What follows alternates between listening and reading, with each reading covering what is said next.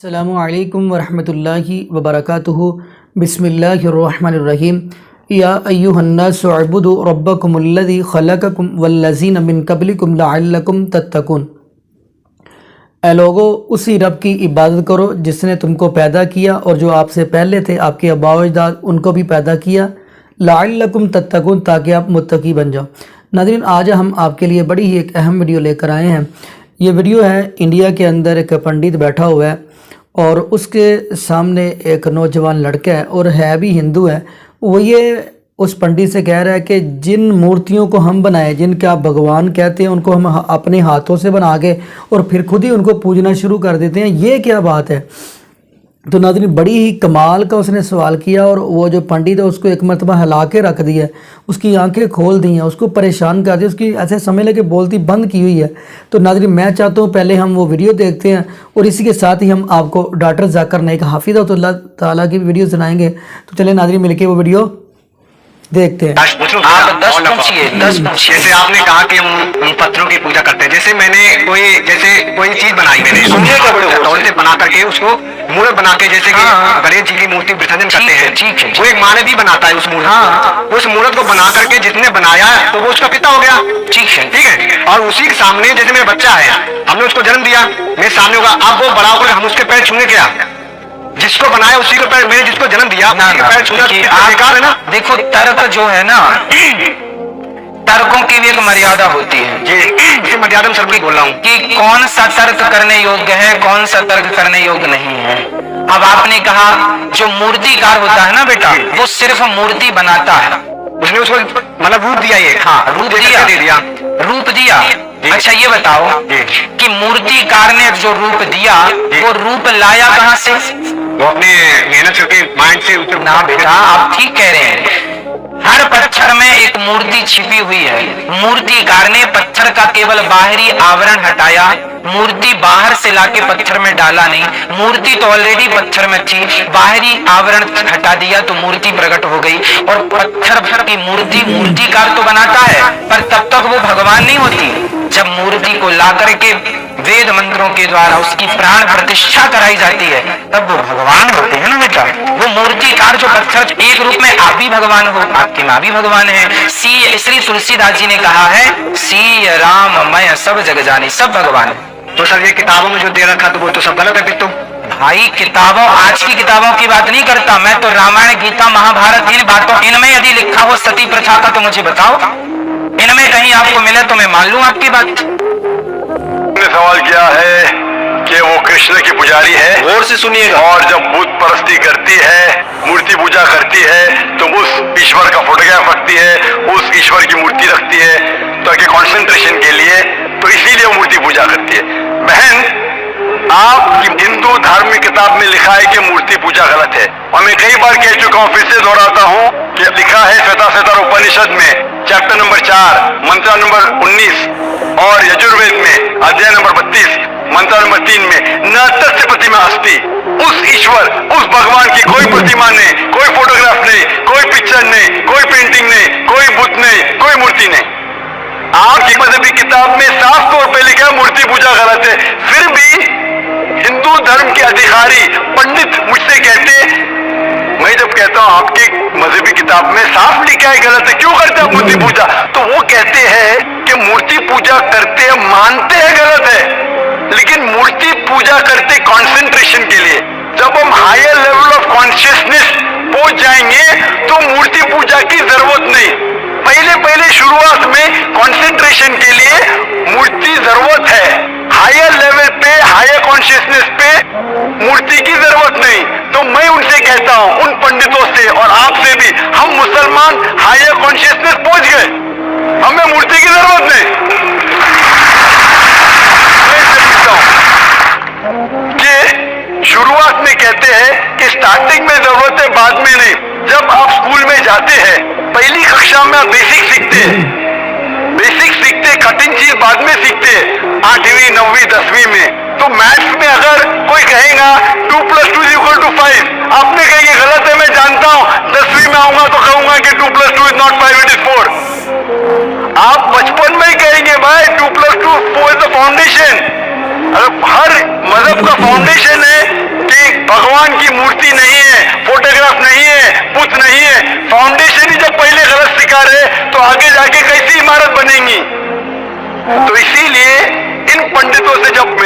बहस होती है, गुफ्तगू होती है, वो जवाब ही नहीं दे सकते। वो कहते मानता हूं कि हमारी मजहबी किताब में गलत है, लेकिन फिर भी इनिशियली कंसंट्रेशन के लिए। तो मैं कहता हूं कि हम मुसलमान इनिशियली भी हमें जरूरत नहीं मूर्ति की ना बुत की, हमें हमेशा हक बात कहना चाहिए। और ये साफ तौर पे लिखा है सारी मजहबी किताबों में, चाहे हिंदू मजहब की किताब हो, ईसाई मजहब की, यहूदी मजहब की, इस्लाम मजहब की, मूर्ति पूजा गलत है, हराम है और हमें इससे दूर रहना चाहिए। हमें खुदा के कलाम पे, खुदा के अहकामात पे अमल करना चाहिए, ये दीन के ठेकेदारों के नहीं। अगर आपको लगता है कि जाकिर गलत है, जाकिर को भी छोड़ो, जाकिर इस्लाम में जीरो है। अगर जाकिर वो बात कर रहा है जो खुदा से मिलती है, जो आखिरी पैगंबर से मिलती है, इसीलिए मैं हवाला देता हूँ, chapter number verse number, chapter number verse number. इतने हवाले थोड़ी फेंक रहा हूं मैं, आप चेक करो और जाके तहकीक करो, संतुष्ट हो जाएगी तो अमल करो। तो मैंने इतने हवाले दिया हूं बहन, आप मानते हैं कि बुत परस्ती गलत है अभी? Sir, I completely agree with what you said. माशाल्लाह, आप अग्री करते हैं लेकिन अमल नहीं करते। There's another point of it. So, honestly, I am not such a religion follower.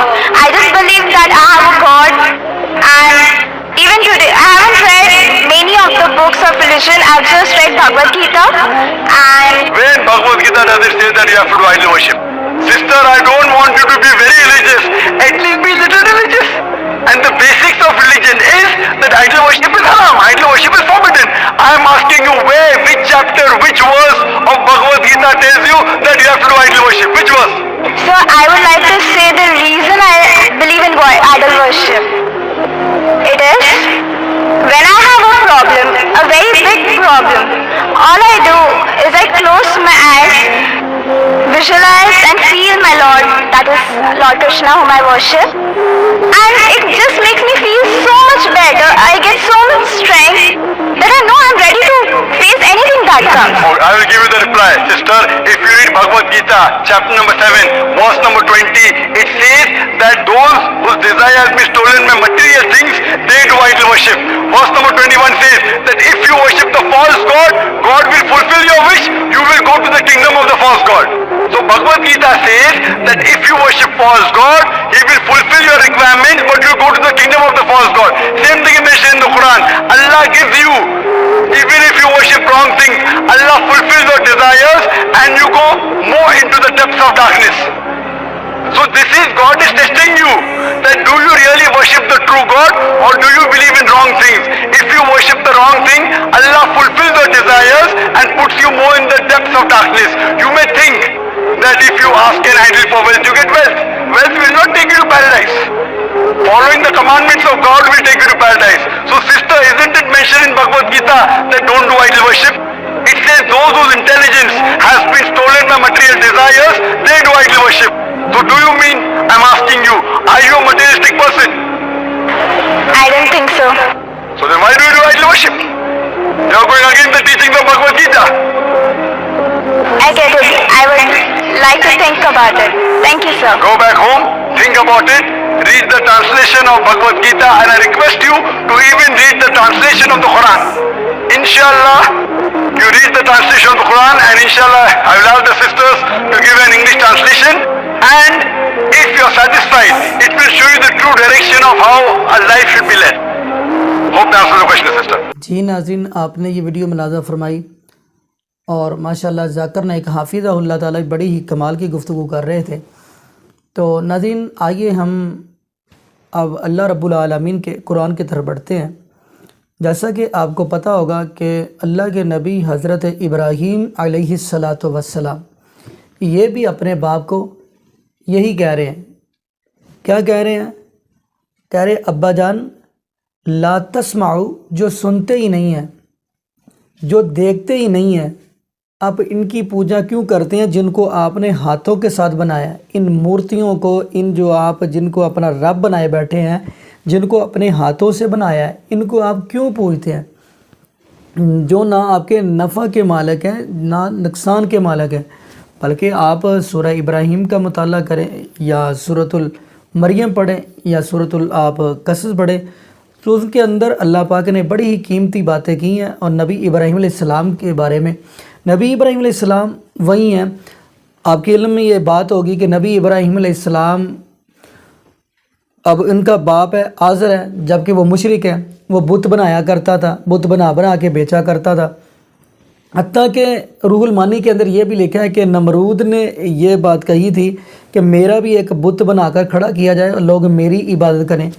خیر وہ دن بھی آیا جب قوم نے نبی ابراہیم علیہ السلام سے کہا کہ آپ بھی ہمارے ساتھ چلیں، ہم میلے پہ جا رہے ہیں۔ تو نبی ابراہیم علیہ السلام نے کیا کہا تھا؟ آسمان کی طرف دیکھے، کہنے لگے میں بیمار ہوں، میں نہیں جا سکتا۔